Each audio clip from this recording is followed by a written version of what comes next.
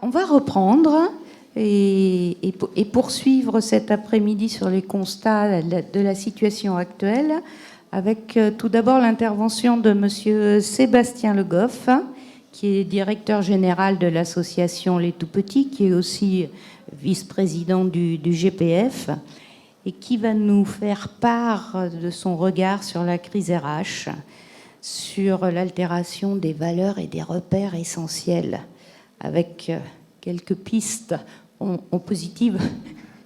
Voilà, on va essayer de positiver, mais alors, on arrive en fin d'après-midi. Ce que je vais vous dire, ça va être redondant avec ce qui a été dit avant. Mais c'est bien parce que ça veut dire qu'on parle quand même de la même chose et qu'on vit à peu près tous la même chose dans nos établissements et dans nos services. Donc ce que je vais essayer de vous développer, c'est plus d'un côté et d'un regard de gestionnaire. Je pense que ça va être complémentaire avec les interventions de cet après-midi, mais aussi de ce matin.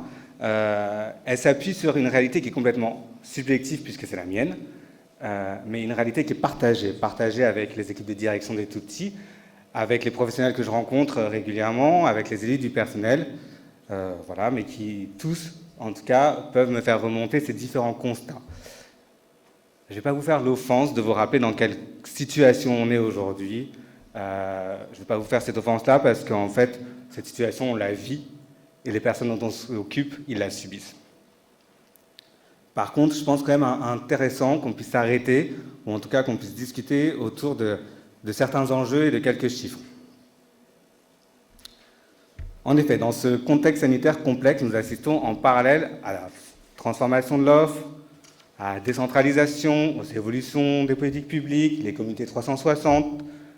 On a aussi eu la vaccination, les protocoles, les gestes barrières, le confinement, le déconfinement, le couvre-feu, les variants, le port du masque obligatoire, et je rappelle que le port du masque il est toujours obligatoire pour nous. Bref, le secteur médico-social se trouve dans un moment charnière qui traverse une crise inédite. Inédite puisqu'aujourd'hui notre secteur est en perpétuelle tension sur un enjeu qui est double. La phrase est longue, mais c'est pour ça qu'elle va rester affichée, parce qu'en fait, toute l'explication que je vais vous donner après, elle tient sur cette phrase-là. Garantir un accompagnement de qualité en nombre suffisant, avec un niveau d'exigence élevé dans l'environnement souhaité par la personne concernée ou son représentant légal, proche aidant, tout en supposant des moyens financiers à la hauteur des besoins et des attentes des personnes polyhandicapées, mais aussi des professionnels qui les accompagnent. Ce que je vous propose, c'est qu'on va la décomposer un petit peu cette phrase et on va, rien qu'en une phrase, on va pouvoir voir un petit peu dans quelle situation on est en matière de crise. Garantir un accompagnement de qualité. Je pense qu'ici, on est tous assez d'accord que nous aspirons, chacun dans nos positions professionnelles, à défendre des valeurs, des principes et des fondamentaux. En nombre suffisant. Je pense que depuis cet après-midi, on a bien compris que c'est là où les problèmes commencent. Aujourd'hui, la crise RH, et vous le savez, elle est telle que même les agences d'intérim n'arrivent plus à fournir de personnes dans nos établissements. Nous sommes nombreux, et on n'a pas peur de le dire, à avoir recours à des salariés non qualifiés, ce qui dégrade évidemment la qualité de l'accompagnement, mais aussi les liens de confiance avec les résidents et leurs familles. En quelques chiffres, c'est 87% des ESMS qui rencontrent des difficultés de recrutement. Et c'est plus de 65 000 postes qui restent à pourvoir sur le territoire national. Moi, je ne vous cache pas mon inquiétude pour cet été. On parle beaucoup du secteur sanitaire hospitalier qui va se retrouver en crise et qui ferme déjà des services. Moi, je suis très inquiet pour nos établissements et services pour cet été avec cette crise RH dont on parle. Avec un niveau d'exigence élevé. Aujourd'hui, nous avons l'ambition de l'exigence. On l'a dit tout à l'heure. Je pense que nous n'avons plus forcément les moyens. En effet, il ne s'agit plus de qualité, mais bien de sécurité. C'est ce qui a été dit tout à l'heure. Il s'agit de ne pas fermer nos structures, tout en assurant les soins sans qu'il y ait un souci qui pourrait être fatal. Et on se demande pourquoi les professionnels ne trouvent plus de sens à leur métier. Pourquoi certains professionnels se disent ou deviennent maltraitants, car les conditions sont telles qu'il n'est plus possible de remplir une mission. Et je pense que si les professionnels partent, c'est que je pense que personne n'a envie d'être aussi maltraitant de façon intentionnelle. Dans l'environnement souhaité par la personne concernée ou son représentant légal. Je vais être un peu plus long sur cette question-là, puisque pour moi, c'est toute la question du choix de l'accompagnement qui est aujourd'hui posée et réaffirmée. Ce choix est en effet ce qui a pu être mis en perspective à travers la notion d'inclusion, qui a été défendue par notre ancienne secrétaire d'État et réaffirmée par le rapport de l'ONU.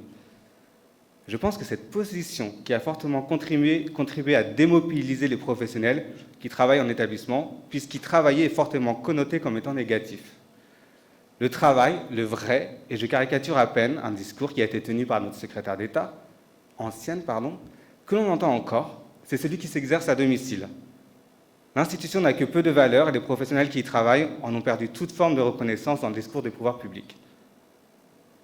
Est-ce que le virage inclusif est positif pour certaines personnes? Je vous dirais assurément que oui. Pour d'autres, je resterai plus réservé. La vraie question aujourd'hui est de qui parle-t-on? Comment le droit commun peut s'approprier cette question de l'inclusion? Mais qu'en est-il vraiment pour les personnes polyhandicapées, pour les aidants, leurs familles? Est-il vraiment possible que tous s'inscrivent dans cette politique inclusive parce que c'est l'avenir, parce qu'il paraît que c'est bien, ou mieux? Une personne polyhandicapée est-elle plus en lien social, seule à son domicile, ou alors dans un établissement où elle rencontre beaucoup de personnes, où elle partage des moments de vie, de convivialité, de socialisation? Comme tout, je n'ai pas la réponse, mais j'ai quand même une petite idée. Je suis assez convaincu de la modularité de l'offre, ce qui en soi est une réelle innovation sociale. En effet, c'est permettre aux familles, à la personne elle-même, de pouvoir bénéficier du choix, et c'est extrêmement important. Le choix d'être en établissement ou de vivre à domicile, le choix de bénéficier d'un plateau technique d'un établissement à temps plein, à temps partiel, 2 jours par semaine ou pour un accompagnement particulier. Le choix de ne pas être contraint à cette fameuse liste d'attente qui place les personnes en situation de handicap dans la catégorie des sans solution. Mais aussi le choix pour les familles de pouvoir avoir des moments de répit, de travailler, d'avoir une vie sociale individuelle, de se retrouver, le choix pour des fratries, de pouvoir bénéficier d'un peu de temps parental là où il n'est pas aisé de conjuguer les soins, les enfants et sa vie personnelle, voire professionnelle, lorsqu'elle est rendue possible quand on doit s'occuper de son enfant polyhandicapé. Alors oui, avoir le choix, ce n'est pas que bénéficier d'un service ambulatoire qui, au nom de l'inclusion, fortement rappelé, viendrait répondre à toutes les questions préalablement posées. Je pense que nous, et c'est un petit pas de côté, un petit point militant, mais je pense que nous, établissements, nous, professionnels, notre savoir-faire, à vous, le mien, nos histoires associatives doivent évoluer, mais aussi perdurer. Nous offrons par notre technicité cette garantie de la modularité et du plateau technique nécessaire à l'innovation. Laisser nos établissements ouverts, c'est laisser la possibilité aux aidants d'avoir du répit, de garantir soins, accompagnement et la socialisation des personnes en situation de handicap. Ne pas déconsidérer nos fonctionnements, je ne dis pas qu'ils ne doivent pas évoluer, c'est garantir aux personnes dont nous avons la responsabilité l'accès aux outils innovants, justement.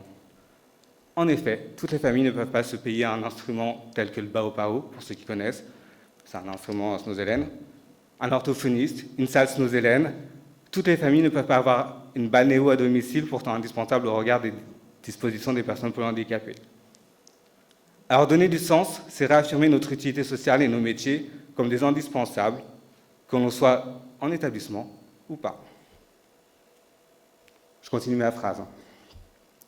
Supposant des moyens financiers à la hauteur des besoins et des attentes des personnes polyhandicapées, mais aussi des professionnels qui les accompagnent. Bon, les moyens financiers, je pense que ça se passe de commentaires. Évidemment que tous les métiers de l'accompagnement et du soin doivent être revalorisés. Dans tous les métiers, j'ai bien dit tous les métiers. À titre d'exemple, pour faire fonctionner une masse, il faut 17 métiers. Et pour moi, ces 17 métiers sont indispensables. Et tous ces métiers-là s'engagent sur un seul objet social, l'accompagnement des personnes polyhandicapées. Je ne rentrerai pas dans le grand débat des gens qui ont été oubliés. Et en tout cas, aujourd'hui, il faut 17 métiers pour faire fonctionner une masse. Concrètement, l'absence de revalorisation des salaires a causé chez nos professionnels une perte du pouvoir d'achat. Et je ne vous parle pas de l'inflation, du prix de l'essence qui augmente. Malheureusement, bon nombre de nos établissements ne sont pas à proximité des transports, puisqu'il y a quelques années, quand nos établissements ont été construits, ils étaient cachés au fin fond des forêts, des bois, pas du tout à côté des lignes de transport et pas dans les centres-villes. La question de l'essence est une réelle problématique, puisqu'elle est prise en considération par les salariés qui étudient beaucoup plus leur trajet ou refusent des postes car trop éloignés de leur domicile. Cette perte du pouvoir d'achat, le manque de revalorisation de nos salaires a fait basculer certains de nos professionnels dans la catégorie des travailleurs pauvres et a encouragé les professionnels qui avaient déjà pris cette voie-là, les kinés, les orthos, maintenant les éducateurs, à préférer le secteur libéral, beaucoup plus rémunéré et moins pénible. Enfin, moi je pense que les mesures de revalorisation au niveau des Ségur, qui ont été distribuées beaucoup trop tard, est venu donner le coup de grâce par la mise en concurrence entre ces deux secteurs, mais ça a été dit tout à l'heure, entre le champ du sanitaire et le champ du médico-social, engendrant pour moi une perte d'expertise, de technicité, dont à mon sens le secteur médico-social va mettre quelques années pour s'en relever. Je terminerai là-dessus. Un petit message à mes collègues qui sont gestionnaires, qui sont directeurs d'établissement. Et si on arrêtait de se tirer tous une balle dans le pied en jouant les jeux de la concurrence entre nous? Ça pourrait être pas mal, non? Pas mal de se montrer un peu plus fort, plus collectif, plus convaincant que de se la jouer solo. En décloisonnant complètement les conventions collectives, que ce soit la 66 ou la 51, en matière de rémunération par exemple. Proposer des salaires qui sont le double, voire le triple, peut en effet répondre à une forme d'attractivité, mais en rien ne correspond à une position responsable pour l'ensemble des associations qui œuvrent dans le champ de l'accompagnement. Ces associations, qu'elles soient petites ou grosses, locales ou nationales, tous ont une utilité et tous les professionnels qui y travaillent sont indispensables. Alors si on arrêtait le chacun pour soi, mais qu'on se préoccupait plus de la notion collective au service de l'individu, chers collègues, je pense qu'on pourrait avancer un petit peu. Je le pense. Je pourrais encore vous parler de la perte d'estime de soi, de la pénibilité et de bien d'autres sujets qui caractérisent les carences de notre secteur actuellement. Vous pouvez voir comme avec une simple phrase, un peu longue certes, la réflexion peut nous donner des éléments d'explication à la crise des métiers du soin et de l'accompagnement. Alors, quelle solution, quelle perspective, quel avenir? Il y avait une autre... Non, c'est pas grave. Il y aura pas. Toujours pas. Merci. D'abord, le sens de l'accompagnement. L'un des premiers aspects souvent relayés par les professionnels est de retrouver du sens à leur métier, du sens à la relation, du sens dans un cadre, un accompagnement.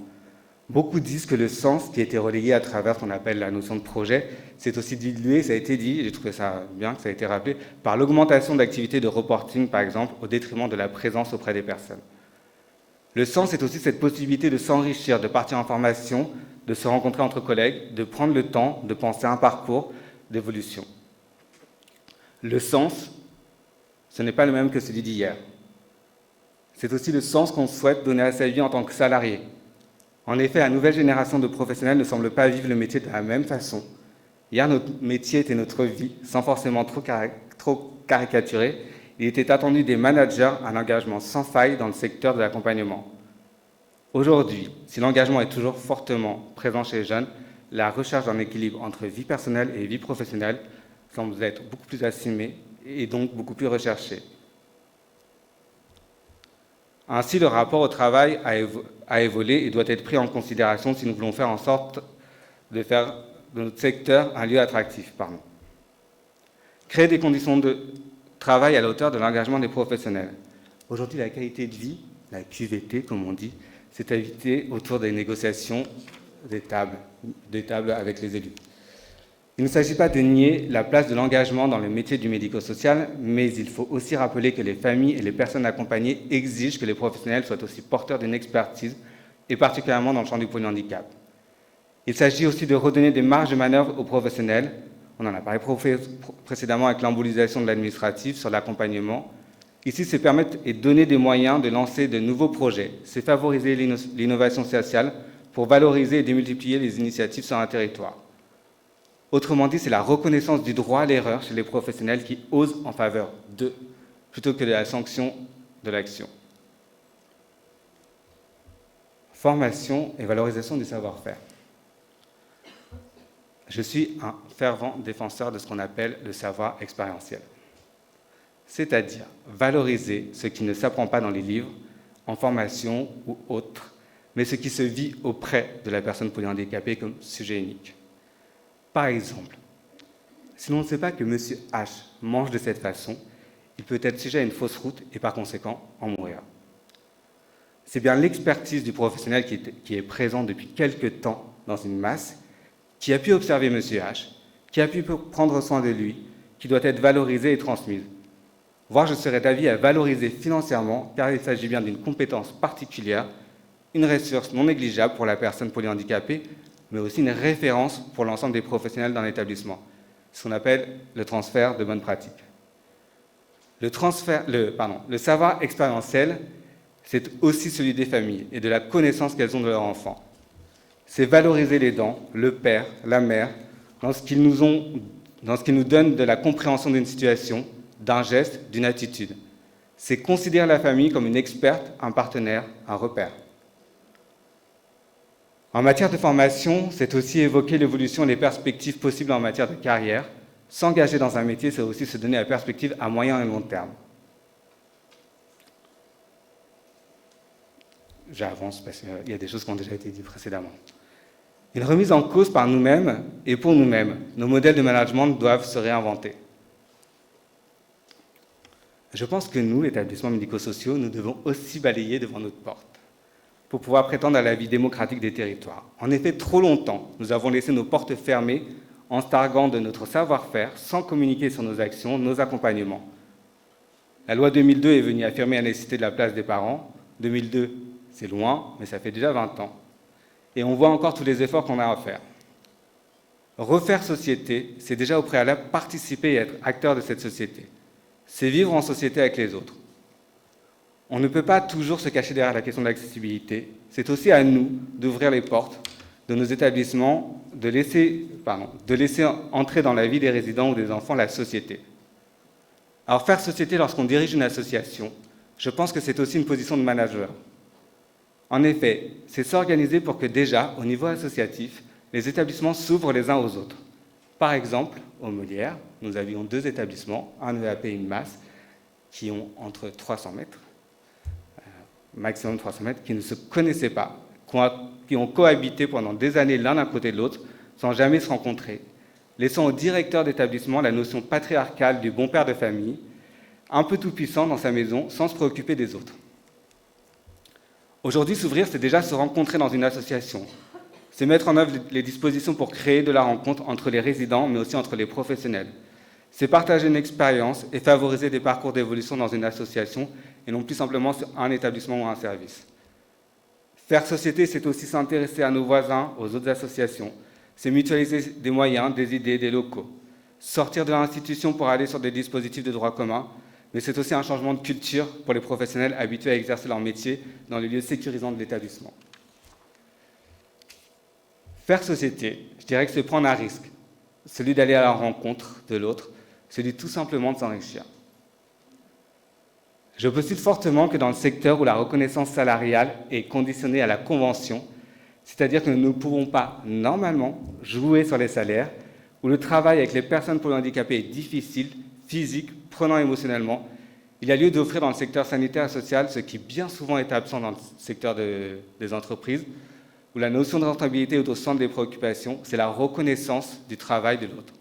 C'est inscrire dans les modes de gouvernance des pratiques qui contribuent à améliorer significativement la santé, l'épanouissement, la sécurité de l'ensemble des professionnels. Qu'est-ce qu'on appelle les nouvelles organisations? Pour ma part, c'est favoriser les organisations qui sont dites plurielles.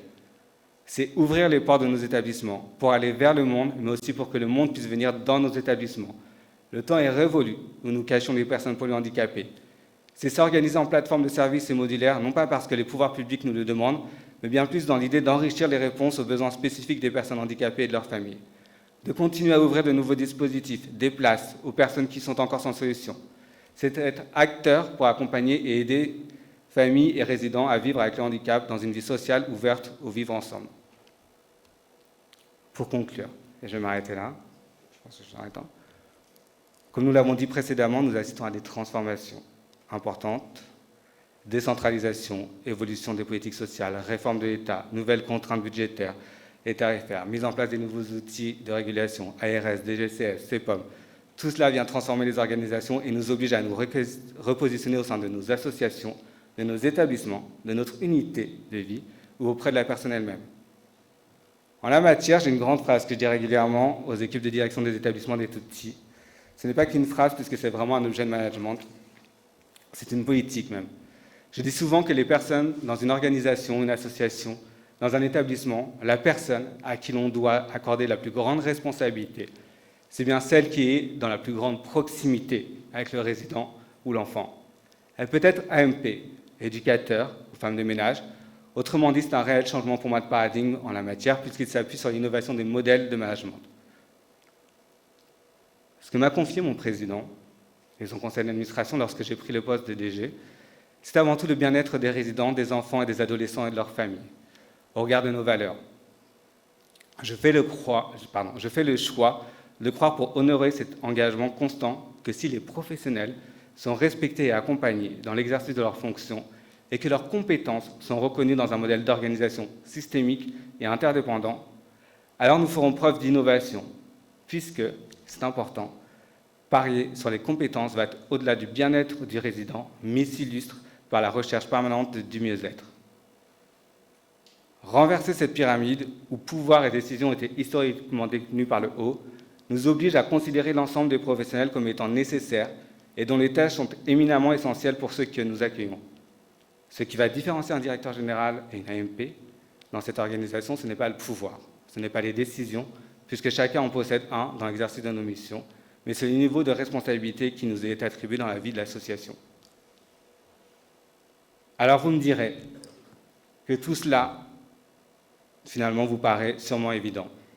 Croyez-moi, ce n'est pas le cas, et c'est un réel travail de pédagogie et d'accompagnement qui doit être réalisé pour que chacun, dans sa fonction, à son niveau de responsabilité, soit reconnu si l'on veut que le travail social et médico-social perdure encore quelques années. Je vous remercie.